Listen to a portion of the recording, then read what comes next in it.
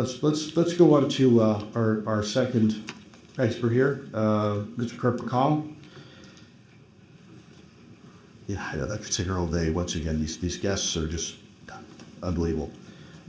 Kirk, my question is for you, and I'm going to go off script here for a minute. You have deep expertise and experience with the Senate Armed Services Committee.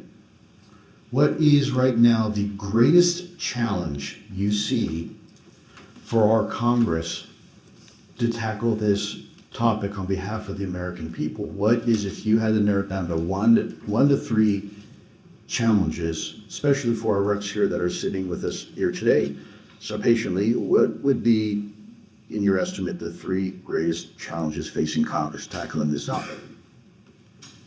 Well, I would speculate. I'm not an elected official. Can you all hear back there? No. Okay, let's go ahead and angle either that one, under left. There you go. Try it again. How's that? Perfect. I certainly don't want to speak for Congress. I do want to mention that I did serve 37 years as a staff member on Capitol Hill for the Senate Armed Services Committee and both the House and Senate Intelligence Committees. I was not in the military. You got that wrong. So I've been up there a long time, but I had no voting card. I never have. I have tremendous respect for the institution, and I don't intend to reveal sort of inside baseball information. But what I would say is, on a topic like this, my sense is that Congress needs a lot of confidence to push really vigorously. And where are they going to get that confidence that there is an absolute assurance that there's a reality here?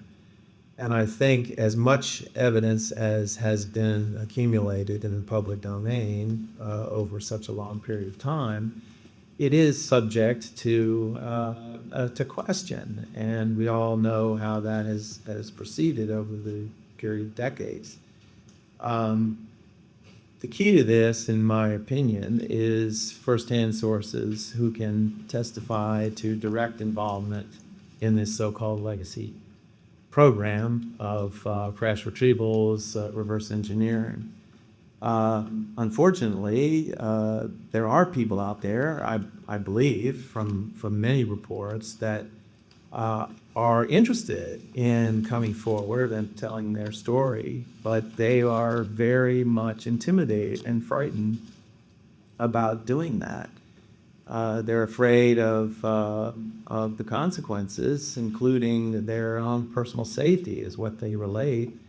Their personal safety, certainly their career, starting with their security clearances, which is the means that they have to make a living. And they have observed some folks who have come forward, not to mention you, Lou, and Dave Grush, and have seen what those folks have gone through. And most of them say, yeah, I'm not doing that. So I think we're sort of in a tough situation. It's almost like, catch-22. We need more primary sources, but it's hard to get people with that kind of information to come forward because of the fear of retaliation. Do we need a better whistleblower protection? Sir, that's something that I'm sure, as you know, has been discussed in both the Senate and the House. Why don't you draw me something up really tight?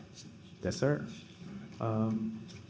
So whistleblower protections is and finding ways to even compensate them if they do have negative consequences from coming forward, and so forth. So I certainly think this is a major factor.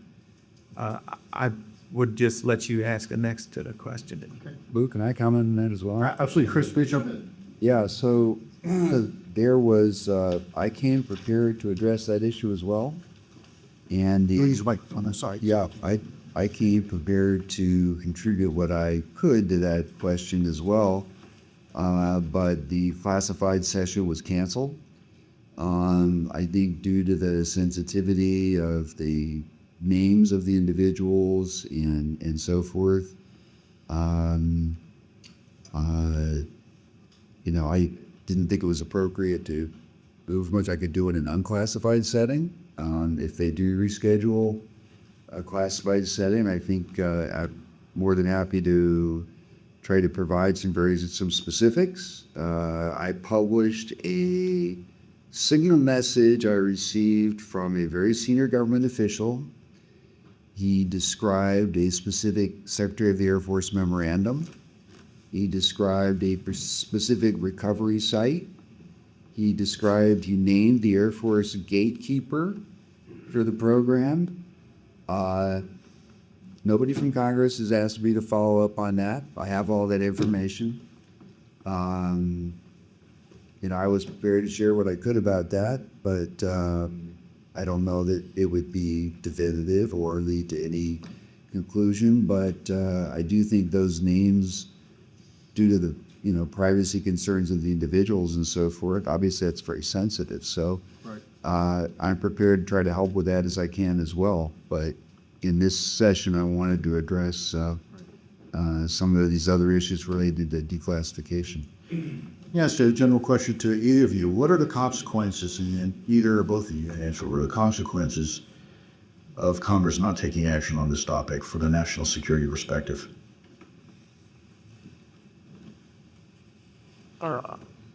Well, you heard Dr. Eric Davis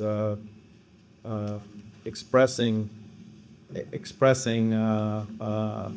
his understanding of the state of affairs in this arena, which is that the program, the legacy program, if you can call it that, has been sort of stalled. That we're not making the best use of, allegedly, we're not making the best use of the best minds in the country. The compartmentalization allegedly has prevented the kind of coordination and collaboration between scientists to really, crack this very difficult set of physics problems. I'm sure that the security element that's had to be applied to this activity has come with a lot of costs in terms of effectively managing the program. And it is alleged that this even extends within the executive branch, that very senior leaders in the executive branch aren't aware of this and are not, managing the effort. So it's not a leap or a stretch to suppose that we're hampering ourselves immensely by this continued compartmentation.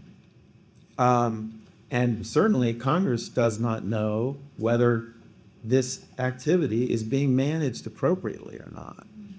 We don't know if it's got the right level of resources, if it's got the right management structure, the right incentives, and so on and so forth. We think our government can work pretty well when we're managing things according to the rules. So I think that this is a detriment to national security, the lack of oversight and awareness. It's certainly possible to keep appropriately classified things classified, right, and still have effective oversight and management both in the executive branch and the Congress. Speaking of keeping national security and secrets classified, which I completely agree with. There are very specific reasons why we want to keep certain aspects of this topic classified, sources and methods, etc., maybe certain capabilities. But let me ask this question probably for you, Mr. Mellon. In your opinion, what are the Mr. Mellon. I'm When did I become Mr. Mellon? Well,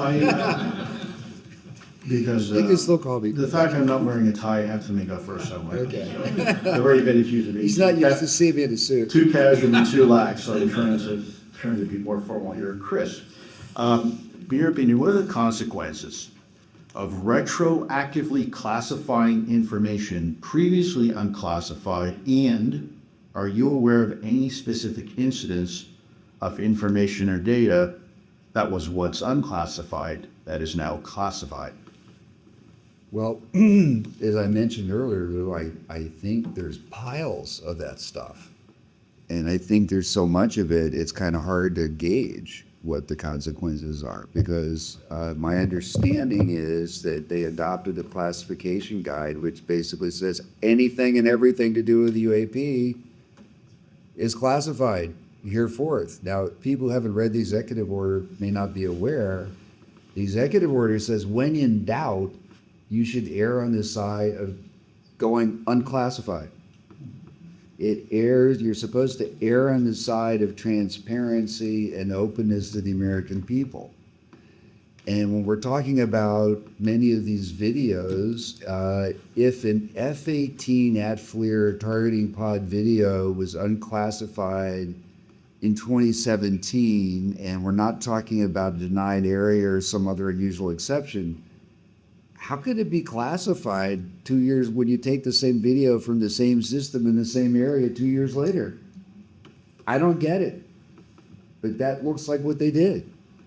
And it avoids its typical, I argued vociferously against it at the time. I knew some of the people involved and tried to make the argument to them, guys, you wouldn't even be here. We wouldn't be having a discussion if information hadn't gotten into the public domain via Congress and the press. And that's why we've made the progress we've made to date. And now you want to drop the curtain on everything? What do I don't get it. So I can't really gauge the implications, but I do think they're negative, and I think it's inappropriate. I think it's probably unlawful. My last question here before we move to a very short break for the next panel. I want to be respectful of time of both the congressional members and, of course, our panelists as well. This next question goes to you, Kirk. You mentioned a little bit about whistleblowers, and I know that my understanding, and you'll have to talk about it, but I know you received classified briefings before on this topic from specific subject matter experts and some of your colleagues. What can Congress do, specifically members such as Rep. Burleson, Rep. Shedd, Rep. Luna, their colleagues, to better protect whistleblowers, to incentivize individuals to come forward and provide a minimum unclassified information in a way that they don't have to worry about retribution to their careers and perhaps much worse, and classified information in the proper venue? What can Congress do to help improve that flow of information and minimize the reprisals that some of us have faced in the past? Lou, I would first off like to say that there is an option, like people who do come forward and want to talk to committees in Congress don't have to go public. They can and have come to the Armed Services Committees, the Intelligence Committees, and in confidence, on a classified basis, have related what they know and what their experience has been. The members who have who've received that kind of accounts and witness statements have protected the identity of such people, and they have thereby been protected. The negative side of that is that the members can't go around and tell their colleagues what they have learned, because that risks the identity of the people that have come forward in confidence. and therefore it doesn't empower members to then proselytize and get everyone geared up to really make a strong investigatory push. But it is an option for people to consider. I would also say that we have a gentleman here in the audience who has conducted a legal history of people who come forward to make classified statements to Congress over a long period of time. And he tells me that he can't find an instance where someone coming forward and giving classified information to Congress without sort of formal permission from the executive branch, that there's never been, I hope I'm getting this right, there's never been an indictment or much less a prosecution for doing that. Now, I certainly, I'm no lawyer, and I certainly don't want to encourage people to sort of break the rules as they see, as they understand them, and what they're bound to by agreements that they signed. But it is at least something to think about, and potentially act on that. Obviously, it takes a lot of courage to do that. I just like to, this is a little bit of a non sequitur, but our panel's coming to an end, and I did want to share a concern I have, which is that we have two different issues here. We have UAP objects that we're observing in flight, active around military facilities, et cetera, and we have an issue of possible recovery of materials. These two issues in the public mind are blended. It's entirely possible that we might not have recovered materials, but UAP are very real and here and pressing, and it's an urgent issue. And I have a concern that if that issue is not in some way validated or addressed, it runs the risk of discrediting the entire topic. And we've made enormous progress. Nothing happened essentially from the Blue Book days until 2017. And I fear that if there isn't some effective way of addressing this, that we run the risk of a major setback. I don't know how secure AARO is in the long term. I'm not seeing interest on the part of the chairman of the committees that fund it, on the Armed Services and Intelligence Committees. They don't seem to be engaged or supportive at this point for defensive probes. So I think we're in somewhat tenuous ground. Kirk is probably in a better position to address this than me, but I think that the second thing that falls from that, if you were to confirm that, then how do you manage that? Who deals with that? It's such a transformational issue that it cannot be a press release that comes out from from Congress some afternoon at Friday afternoon or something. It's a literally cosmic issue that runs the risk of having, of terrifying tens of millions, hundreds of millions of people, frankly. So it's a very complex, interrelated set of issues, and I think we and whoever Congress is providing oversight of this, really needs to think through how to handle the two of those things. And our foundation obviously wants to help if we can, but I don't. I think it's a tough challenge for members who are very, very busy people with a lot on their plates, and a complex one.